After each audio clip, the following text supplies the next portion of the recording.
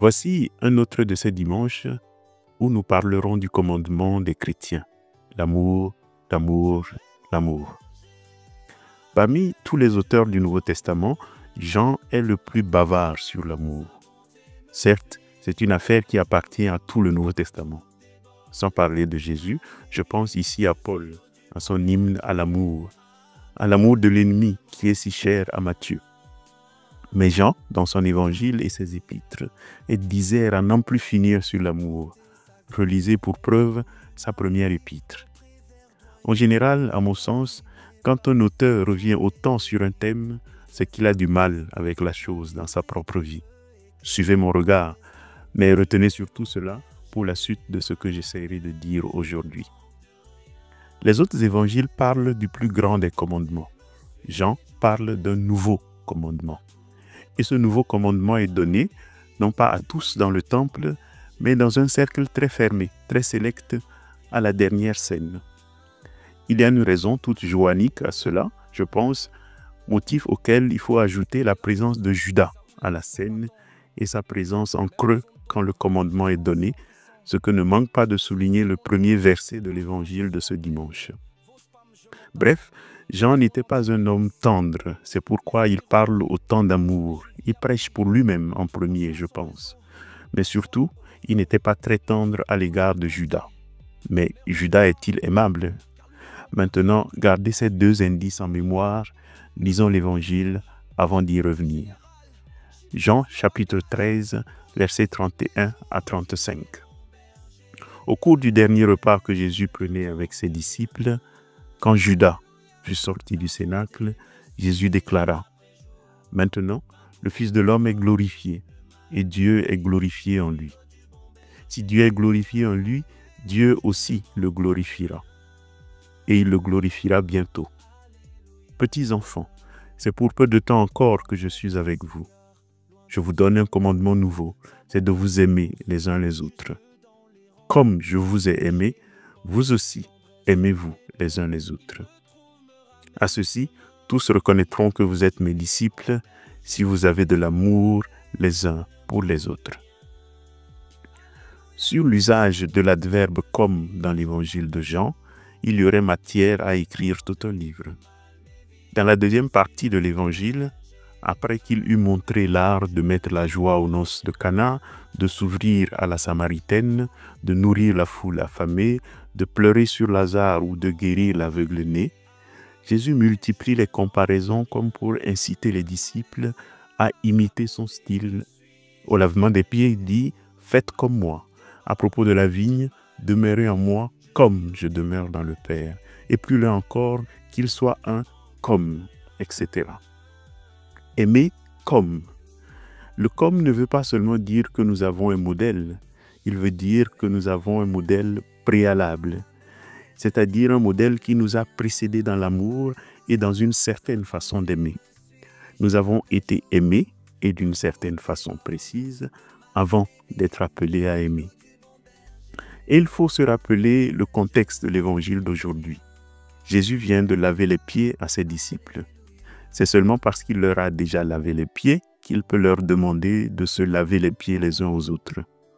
C'est parce qu'il les a déjà toujours aimés qu'il peut véritablement leur commander de s'aimer les uns les autres. « Donne ce que tu commandes et commande ce que tu veux », disait saint Augustin dans les Confessions. Ce que Dieu commande, c'est parce qu'il l'a toujours déjà donné. Il ne nous commanderait pas d'aimer s'il ne nous avait déjà donné l'amour. Il m'arrive de rigoler sur le fait qu'à la question « Comment tu t'appelles ?», nous devrions toujours répondre « Sauf votre respect, monsieur, je ne m'appelle jamais. » Ce sont toujours les autres qui m'appellent. C'est quelqu'un qui m'a appelé à la vie. Et si cette personne ne m'avait pas aimé d'une façon ou d'une autre, je ne serais pas là. L'amour est toujours venu en premier. J'entends l'objection de ceux qui n'ont peut-être pas été aimés de leurs parents. C'est pourquoi j'ai anticipé en disant d'une façon ou d'une autre. Ça peut ne pas être les parents, ça peut être le grand-père, ça peut être la grand-mère, ça peut être celui qui nous a ramassés dans une corbeille que la mère, abandonnée par le père et affolée par les responsabilités, a laissé au bord du trottoir. D'une façon ou d'une autre, si je ne suis pas aimé par quelqu'un, que peut-être je ne connais même pas, je ne serai pas là.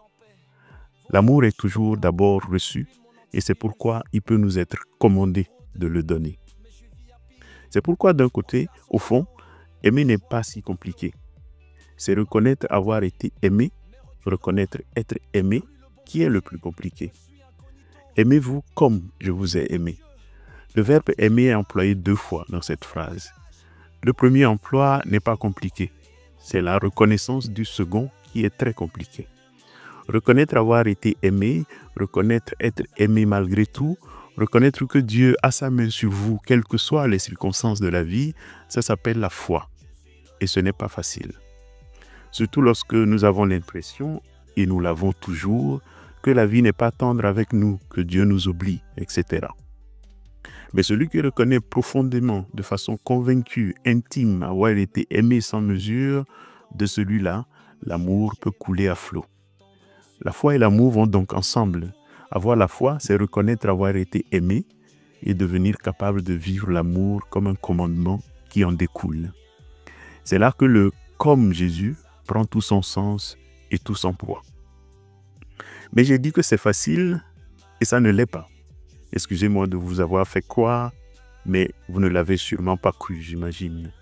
Dans les 2 verbes aimer qu'il y a dans le commandement, l'un est plus difficile que l'autre, mais aucun des 2 n'est vraiment facile. Et c'est l'ambiance particulière dans laquelle ce commandement est donné dans l'évangile de Jean qui le révèle. Le commandement de l'amour est donné ici dans un cercle fermé.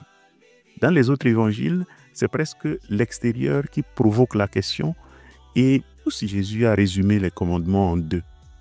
C'est un docteur de la loi, par exemple, qui chez Marc pousse si Jésus a donné les 2 plus grands commandements.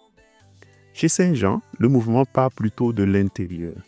Jésus invite ses disciples à s'aimer et il ajoute que c'est à l'amour qu'ils auront les uns pour les autres qu'on reconnaîtra qu'ils sont ses disciples. On doit une phrase à un écrivain du IIIe siècle, un peu turbulent dans sa nature, qui s'appelait Tertullien et qui témoigne que les gens se convertissaient au christianisme dans l'Empire romain parce que, à voir comment les chrétiens vivaient entre eux, ils en étaient étonnés et disaient « Voyez comme ils s'aiment ». L'amour ici doit donc attacher les disciples les uns aux autres. Et c'est cet amour qui est vécu à l'intérieur de la communauté qui rayonnera ensuite vers l'extérieur. Jean est d'abord préoccupé, non par l'amour qui va vers l'extérieur, mais par la solidité de la communauté chrétienne. Une communauté solide est en soi une communauté missionnaire. C'est d'ailleurs ainsi que la mission est organisée dans son évangile. C'est la communauté des 2 premiers disciples, par exemple, qui, dès le premier chapitre, va s'élargir en appelant d'autres.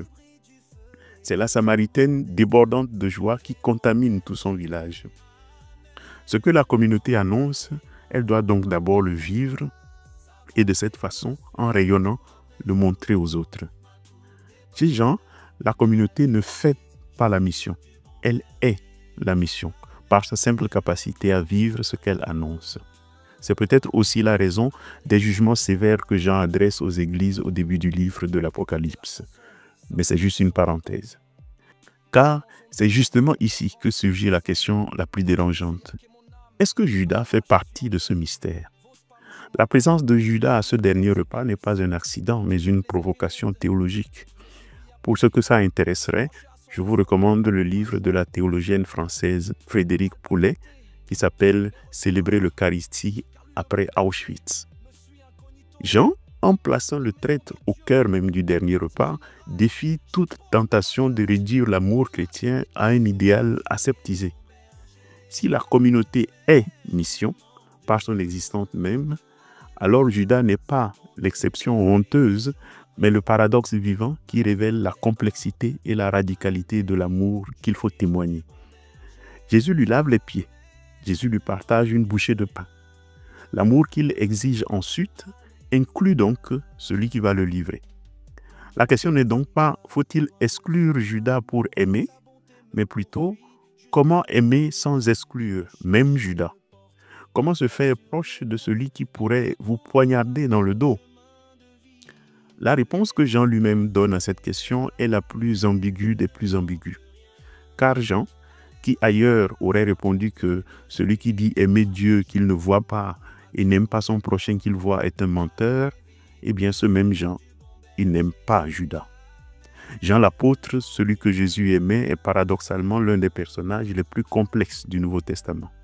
Celui dont les écrits exaltent l'amour divin avec une intensité mystique, avait lui-même un peu de mal à aimer sans mesure.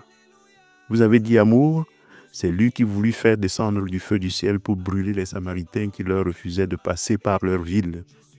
Vous avez dit amour, c'est encore lui qui tenta d'empêcher quelqu'un d'agir au nom de Jésus sous prétexte qu'il n'était pas du groupe des 12.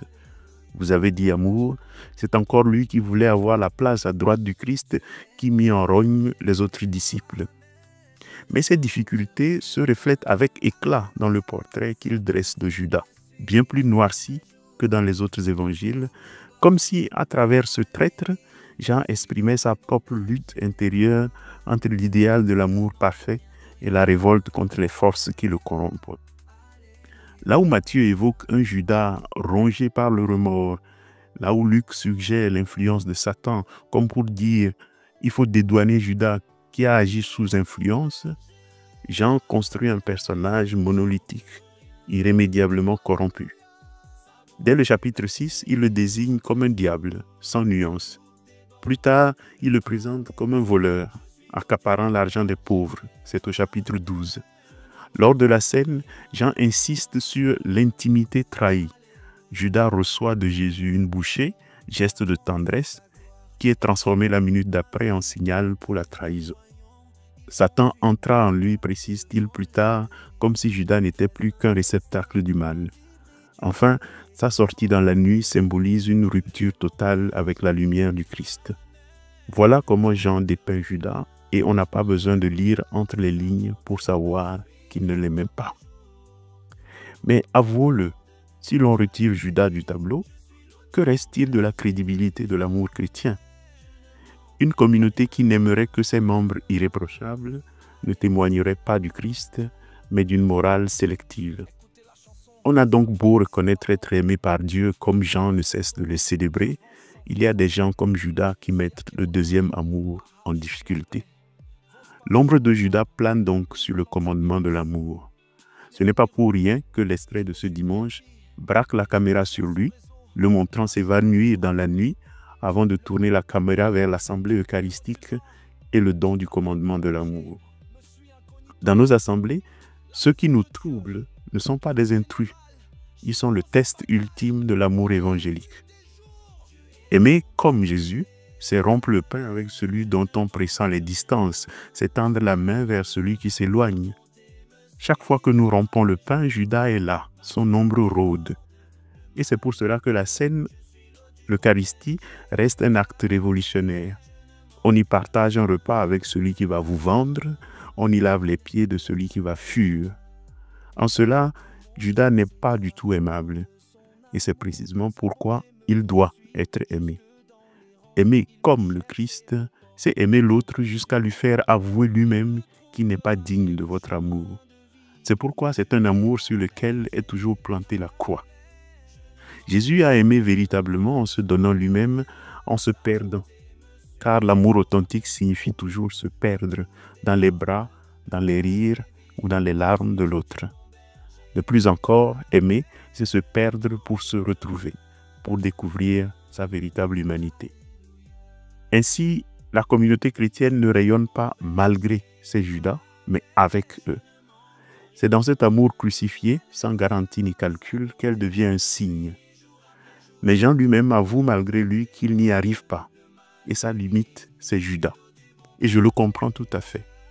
Mais Judas, tes Judas sont aussi ta limite, qui te montre que ton amour n'est pas parfait et qui t'oblige en même temps, au lieu de dire tant pis et d'aller fumer ta cigarette dehors, à essayer, comme le Christ, de recommencer là où ça grince, de réentendre de nouveau l'appel « Aimez-vous comme je vous ai aimé, car c'est ainsi qu'on reconnaîtra que vous êtes mes disciples. » Cela dit, en même temps, comme dirait l'autre, aimer ne signifie pas sourire tout le temps.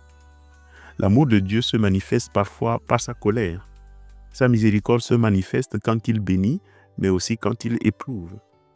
Dans le Magnificat de Marie, on entend que le même Dieu qui élève les humbles est le même qui renvoie les puissants de leur trône et le même qui, déployant la puissance de son bras, disperse les superbes. Quand on vient parler à Jésus de la rage d'Hérode qui sévit, il répond une fois « Allez dire à ce renard ». Parfois, la miséricorde peut consister à secouer l'orgueilleux pour qu'il se réveille. Ça peut parfois lui faire du bien. Et encore, la miséricorde peut consister à faire un fouet pour chasser les marchands du temple, au lieu d'aller leur caresser le dos.